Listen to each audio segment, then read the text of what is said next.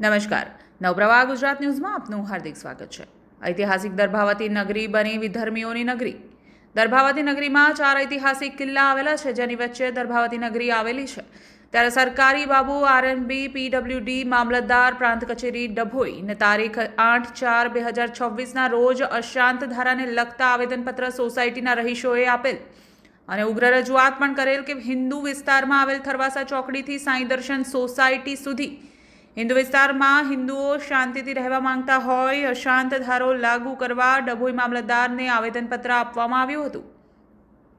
સાંઈ દર્શન સોસાયટીના મેઇન ગેટની બાજુમાં તેમજ ગેટની સામે હનીફ ખત્રી નામના બોડેલીના બિલ્ડર તેમજ શિવ કોમ્પ્લેક્સ મુસ્લિમ બિલ્ડર દ્વારા બનાવવામાં આવેલ કોમ્પ્લેક્સમાં મકાન તેમજ દુકાન વેચાણ ન આપવા સાંઈ દર્શન સોસાયટી રહીશો દ્વારા ડભોઈ મામલતદારને આવેદનપત્ર આપવામાં આવ્યું હતું। સાંઈ દર્શન સોસાયટીની બાજુમાં શિવ કોમ્પ્લેક્સ અને સાંઈ દર્શન ગેટની સામે બોડીના બિલ્ડર હનીફ ખત્રીએ નવી સાઇટ પણ પાડેલ છે। એમાં પણ વિધર્મીઓને મકાન તેમજ દુકાન આપવાની નવી સ્કીમ બનાવેલ હોય તેવી લોક ચર્ચાથી જાણવા મળેલ છે અને સાંઈ દર્શન સોસાયટીમાં તમામ હિન્દુઓ રહેતા હોય મુસ્લિમ લોકોએ ઈંડાની લારી, નોનવેજની હોટલ વગેરે ખોલતા તમામ હિન્દુઓની ધાર્મિક લાગણી દુભાય તેમ છે। સાંઈ દર્શન સોસાયટીમાં આવેલ હિન્દુ વિસ્તારમાં મુસ્લિમો મકાન તેમજ દુકાન વેચાણ રાખશે તો ધીરે ધીરે એક પછી એક બીજા મુસ્લિમો મકાન તેમજ દુકાન વેચાણ રાખશે। ત્યારે દર્ભાવતી નગરી 4 ઐતિહાસિક કિલ્લાઓને વિધર્મીઓ પાકિસ્તાન બનાવે તેવો આમ જનતામાં ચર્ચાનો વિષય બન્યો છે। ત્યારે સાંઈ દર્શન સોસાયટીમાં રહેતા તમામ હિન્દુઓનું કહેવું એમ છે કે ઘોર નિંદ્રામાં રહેલા નેતાઓ તેમજ અધિકારીઓ દર્ભાવતી નગરીને પાકિસ્તાન નગરી ન બનાવે તે માટે વહેલી તકે જાગે અને અટકાવે તેવી રહીશોની માંગ તેમજ ભવિષ્યમાં રહીશોને ખૂબ જ તકલીફ પડે તેમ છે અને તેઓની રહેણીકરણી તેમજ નેતાઓના ખાનપાન અને તમામ વિચારધારા હિન્દુ વિરુદ્ધ હોય જેને કારણે અવારનવાર ઘર્ષણ પેદા થાય તેવી પરિસ્થિતિ ઊભી થાય તેમ છે।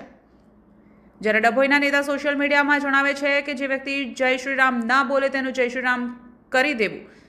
જ્યારે અશાંત ધારાના નિયમ વિરુદ્ધ દર્ભાવતી નગરીમાં કોમ્પ્લેક્સ અને સોસાયટીઓ વિધર્મીઓ બનાવી રહ્યા છે તે કોના આશીર્વાદથી? જેથી તાત્કાલિક ધોરણે આ બાબતે યોગ્ય કાર્યવાહી અને યોગ્ય પગલાં લેવા અમો તમામ રહીશોની માંગણી છે। ભવિષ્યમાં સાંઈ દર્શન સોસાયટીમાં પાણી ભરાવાની પૂરેપૂરી સંભાવના છે।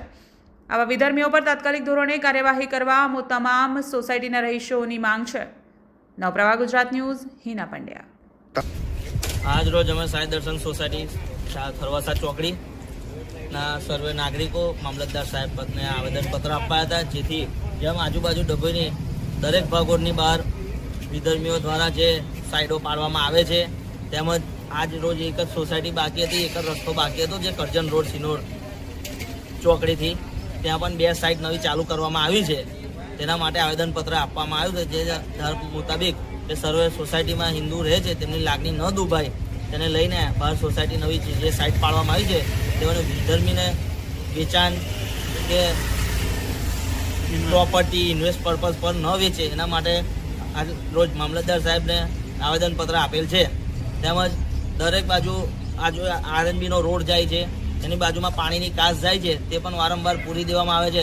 એટલે આ જે બિલ્ડરો છે તે કોની દેન પર આટલા બધા કૂદી રહ્યા છે એ કંઈ ખબર પડતી નથી, કેમ કે હમણાં ગયા અઠવાડિયા પ્રમાણે આરએનબીનું મશીન આવી ત્યાં કાસ પાડી તો આજની મિનિટે કાસ પૂરી દેવામાં આવી છે।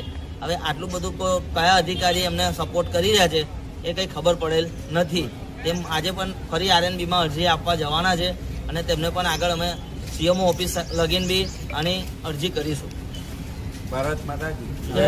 ભારત માતા કી જય।